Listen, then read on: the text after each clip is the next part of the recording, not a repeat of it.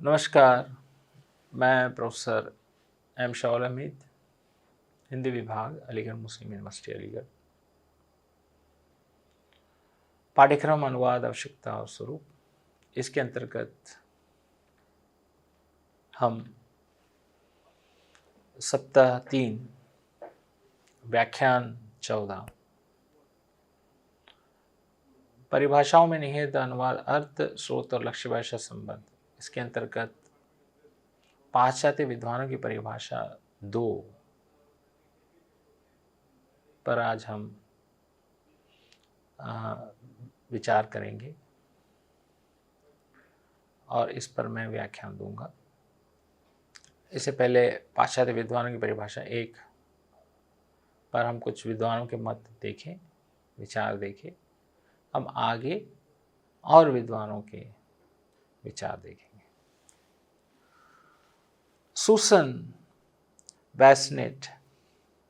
बैसनेट अनुवाद को भाषिक क्रियाकलाप सहित अंतर सांस्कृतिक और अंतर सांस्कृतिक विचार विनिमय का साधन मानते हुए अनुवाद की परिभाषा देते हुए कहते हैं, अर्थ निर्माण की पृष्ठभूमि में स्थित आधिपत्य जमाने वाले संबंध को छिपाते हुए नवीन अर्थ का आरोपण करने की विधि अनुवाद कहलाता है। अब इसमें क्या है? अब नवीन अर्थ का आरोपण करने की विधि नवीन अर्थ है।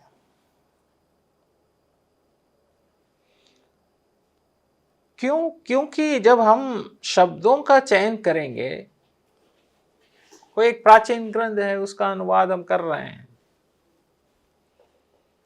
तो नवीन शब्द जुड़ेंगे ना, कुछ नवीनता आएगी उसको, उसकी व्याख्या प्रस्तुत करते समय, उसको विस्तार से समझाते।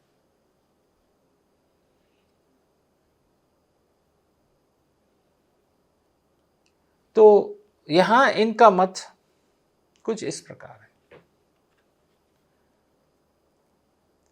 फिट्जजेराल्ड किसी कृति को जीवंत बनाने के लिए अनुवादक को चाहिए कि मूल कृति को आत्मसात करके उसे यथासाध्य अपने ढंग से अनुदित करें।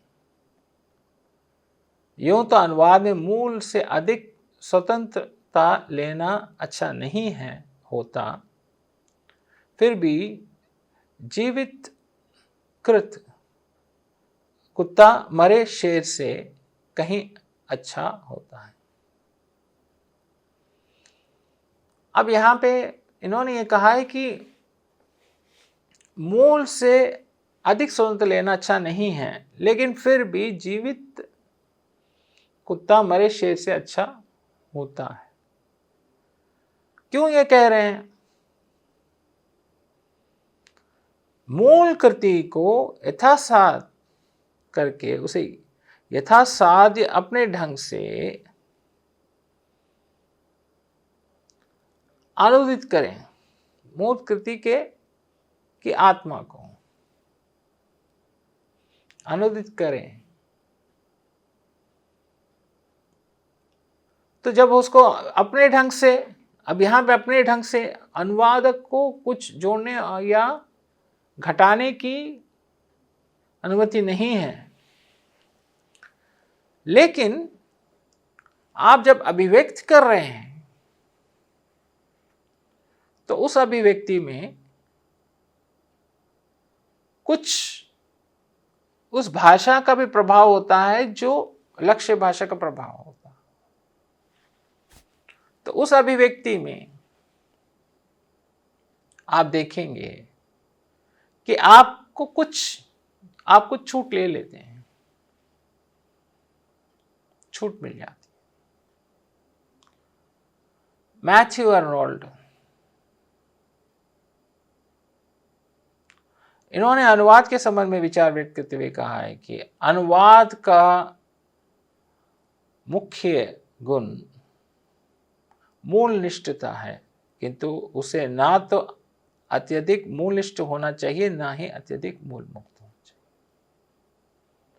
अब यहाँ भी हम मूल मूल मूल की बात करके हम मूल को लाने की पूरी कोशिश करते हैं, तो मूल तो आ ही जाएगा, क्योंकि हम उसके बिना अनुवाद नहीं कर सकते, क्योंकि विशेष सामग्री जो हमें मिल गई है वो विशेष सामग्री से हम यहाँ पे जब प्रस्तुत करेंगे तो मूल आ जाएगा।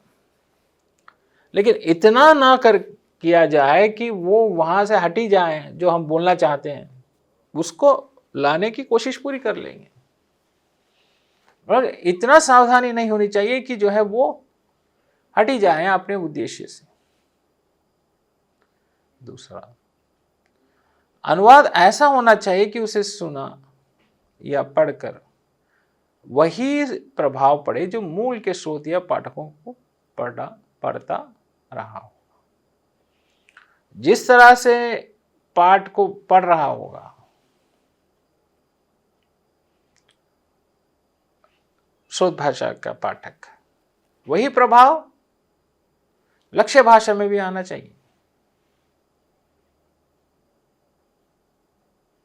अब लक्ष्य भाषा में नहीं आया तो हमें ध्यान देना होगा कि प्रभाव पर अनुवाद के मूल रचनाकार के तादात्म्य स्थापित कर उसके भाव तथा शैली को आत्मसात करके लक्ष्य भाषा में उतारना होगा।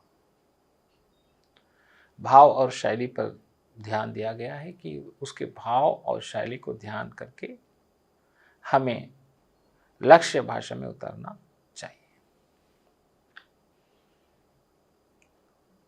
हॉर्टमैन तथा स्टार्क, एक भाषा या भाषा भेद से दूसरी भाषा या भाषा भेद में प्रतिपाद्य को स्थानांतरण करने की प्रक्रिया या उसके परिणाम को अनुवाद कहते हैं। तो यहां पे क्या कह रहे हैं, एक भाषा या भाषा भेद से दूसरी भाषा या भाषा भेद में प्रतिपाद्य को रूपांतरित करने की प्रक्रिया, जो विषय उसमें प्रस्तुत है उसको आप किस तरह से लक्ष्य भाषा में प्रस्तुत करेंगे, ये जो प्रक्रिया है या उसका जो परिणाम है उसे अनुवाद कहेंगे। M.A. हैलिडे जो है, अनुवाद एक संबंध है जो दो या दो से अधिक पाठकों के बीच होता है, या पाठकों के बीच होता है, या पाठ समान स्थिति में समान प्रकार्य संपादित करते हैं। दोनों पाठकों का संदर्भ समान होता है, उनसे व्यंजित होने वाला संदेश भी समान होता है। The linguistic science and language teaching, इसमें उन्होंने कहा है, क्या कहा है, दो या दो से अधिक पाठकों के बीच होता है अनुवाद का संबंध। अनुवाद का संबंध दो पाठक, एक दो पाठक तो है, लक्ष्य भाषा और स्रोत भाषा और लक्ष्य भाषा, ये पाठकों के बीच होता है। ये पाठ समान स्थिति में समान प्रकार संपादित करते हैं, दो पाठों में होता है, और ये जो दो पाठ हैं ये पाठ के बीच समान स्थिति समान प्रकार संपादित करते हैं। अब दो पाठ हैं, दोनों पाठ आपके सामने हैं, तो समान संदेश होंगे, समान संदेश को प्रस्तुत करेंगे, समान कार्य आपके सामने होगा। जॉन कार्निगेट, लेखक ने जो कुछ कहा है, अनुवादक को उसके अनुवाद का प्रयत्न तो करना ही है। जिस ढंग से कहा है उसके निर्वाह का भी प्रयत्न करना है। भाई ढंग से कहा, जिस ढंग से कहा, जिस तरह से प्रस्तुत किया, किस तरह से, उसकी अपनी शैली है लेखक की। लेखक कुछ चीजें पहले कहता है, कुछ चीजें बाद में कहता है, ताकि उसमें गरिमा बनाए रखें अपने कथन में। अपने कथन में कुछ अपनी निजी सृजनता को, अपने व्यक्तित्व को भी बताने की कोशिश करता है। तो अनुवाद में भी वही आना चाहिए, उसकी स्टाइल को, उसके विचारों को, उसमें कहीं ना कहीं उसका व्यक्तित्व भी झलकना चाहिए शब्दों को के निर्माण में।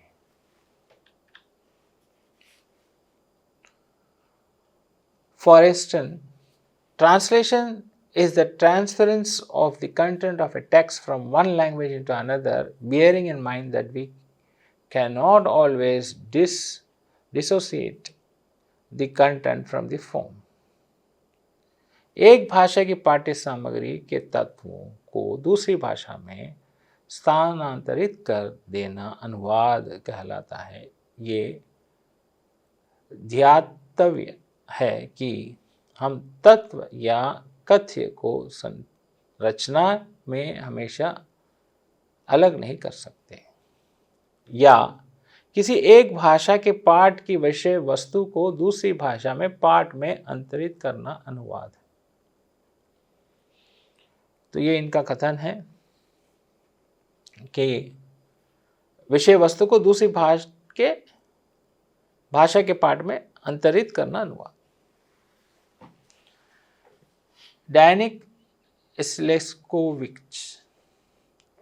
स्लेस्कोविच जो है वो प्रतीकों के बदलने के काम को अनुवाद कहते हैं।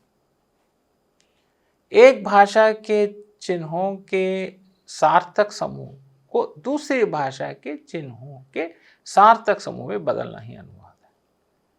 अब इन्होंने प्रतीक या चिन्ह पे बात किया, प्रतीक पे भी बात किया, या इन्होंने प्रतीक मतलब क्या है?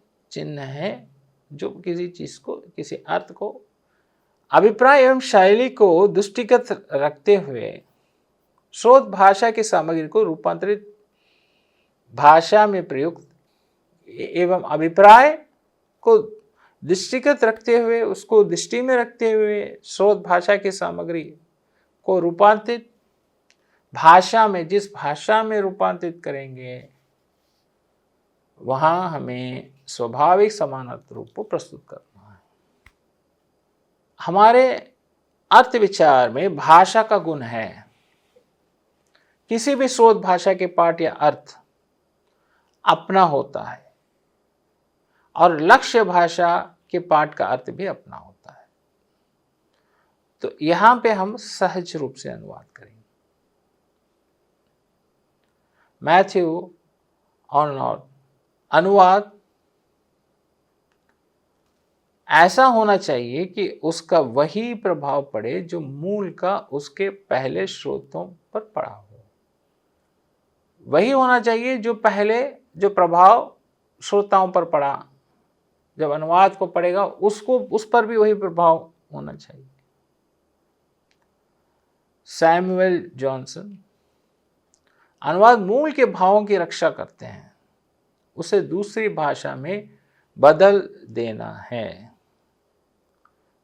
मूल के भावों की रक्षा करते हुए उसे दूसरी भाषा में बदलना।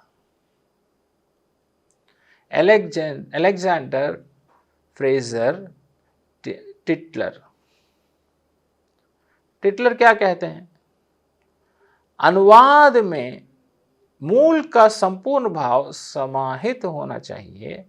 अनुवाद की शैली तथा लेखन विधि मूल की जैसी होनी चाहिए।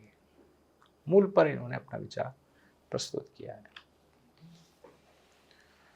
जूलियन हाउस, शोध भाषा की पाठ्य सामग्री का लक्ष्य भाषा में अर्थ तथा व्यवहार की दृष्टि से समतुल्य पाठ्य सामग्री से प्रतिस्थापन है।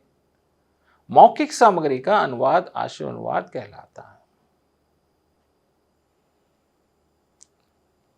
A.H. स्मिथ, अनुवाद का तात्पर्य अर्थ को यथासंभव बनाए रखते हुए अन्य भाषा में अंतरण। अनुवाद के अर्थ को यथासंभव बनाए रखते हुए अन्य भाषा में अंतरण, जो है वो वहां प्रस्तुत करना है। तो यहां है वो यहां आना चाहिए। रोमन जैकबसन,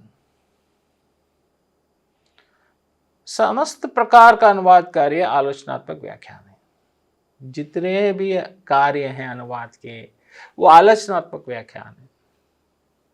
अब इन्होंने उसको आलोचनात्मक व्याख्यान के रूप में देखा है। कैसे आलोचनात्मक व्याख्यान के रूप में देखा? क्योंकि वहां आप समझ गए, मूल में विषय को समझ गए, तो आप जब उसको प्रस्तुत करेंगे तो आप जो वहां है उसको वो आप अच्छी तरह से और समझाने की कोशिश करेंगे। अब आलोचना में क्या होता है? आलोचना में देखते हैं ना कि जो मूल व्यक्ति है वो कैसे अभिव्यक्ति किया है चीजों को, उसके गुण क्या क्या रहे हैं, जो लेखक है वो कैसे अभिव्यक्त करता रहा। यही चीज हम यहां देख रहे हैं।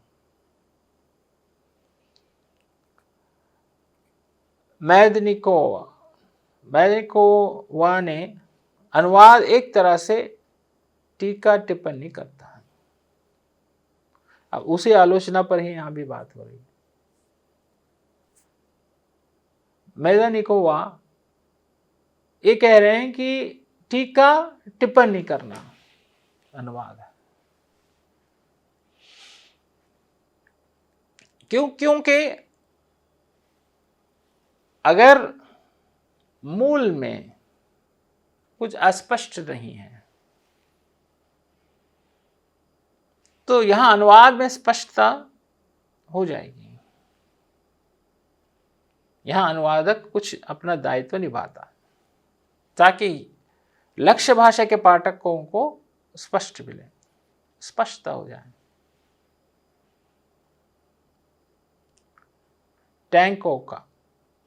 टैंकोक जो है, अनुवादक का कार्य द्विमुख होता है। पहले तो उसे मूल के अर्थ का ठीक ठीक अनुवाद करना होता है और दूसरा उसे मूल की शैलीगत विशेषताओं को भी अनुवाद में उतारना पड़ता है।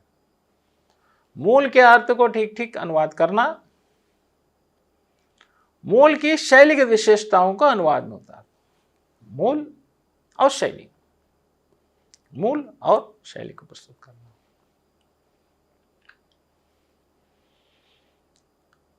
A.F.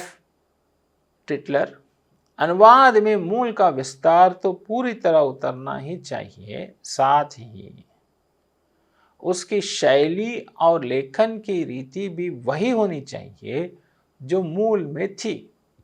अनुवाद में वो सहजता भी होनी चाहिए जो मूल में विद्यमान है। एक तो सहजता होनी चाहिए, दूसरा उसमें वो शैली भी होनी चाहिए और लेखन की रीति भी होनी चाहिए जो मूल में है। अब यहाँ जो है उसको यहाँ आपने प्रस्तुत किया, लेकिन इस भाषा की शैली के अनुसार वो ठीक से नहीं बैठ पाया। एक भाषा में कविता कही गई है, उस भाषा के दूसरी भाषा में जब अनुवाद कहेंगे तो वहाँ भी उसकी शैली और लेखन की रीति भी वही होनी चाहिए और उसके सहजता से उसका प्रस्तुति भी होनी चाहिए। सी रेबिन, अनुवाद एक ऐसी प्रक्रिया है जिसके द्वारा लिखित या मौखिक वचन एक भाषा से दूसरी भाषा में इस तरह अंतरित किए जाएं कि उनकी वही अर्थ निकले जो मूल भाषा में था। लिखित या मौखिक वचनों का एक भाषा से दूसरी भाषा में इस तरह अंतरित किया जाए कि वही अर्थ निकले। अंतरित करेंगे तो वही आना चाहिए। एक भाषा के माध्यम से पहले से व्यक्त की गई किसी बात को दूसरी भाषा में के माध्यम से निष्ठतापूर्वक और पूर्ण रूप से की गई अभिव्यक्ति को अनुवाद का अर्थ दिया है। पहले व्यक्त की गई किसी बात को दूसरी भाषा के माध्यम से निष्ठापूर्वक और पूर्ण रूप से दी गई अभिव्यक्ति को अनुवाद करते हैं। तो translate means to express faithfully and fully with the media of one language what have already been said with the media of another language। जिस माध्यम से कहा गया उसी माध्यम का प्रयोग दूसरी भाषा में निष्ठता से प्रस्तुति करना। एक भाषा के माध्यम से पहले व्यक्ति एक भाषा के माध्यम से कह दिया गया है, दूसरी की भाषा में भी वो उसी माध्यम से जो कहा गया भाषा के माध्यम से, तो वहां अभिव्यक्ति की जरूरत, तभी वो सहज और स्वाभाविक लगेगा, नहीं तो सहज और स्वाभाविक नहीं लगेगा। हमें बहुत ध्यान देना पड़ता है इन सब चीजों पे अनुवादक होने के नाते। एक अन्य रूसी विद्वान बारखादारोव ने कहा है कि एक भाषा के कथन का दूसरी भाषा के कथन में रूपांतरण अनुवाद है। एक भाषा के कथन का दूसरी भाषा के कथन में रूपांतरित अनुवाद है, जिसमें काव्य वस्तु अर्थात अर्थ को बिना किसी परिवर्तन के बनाए रखना है। Translation is a transformation of utterance in one language into utterance in another language, making unchanging the plan of content.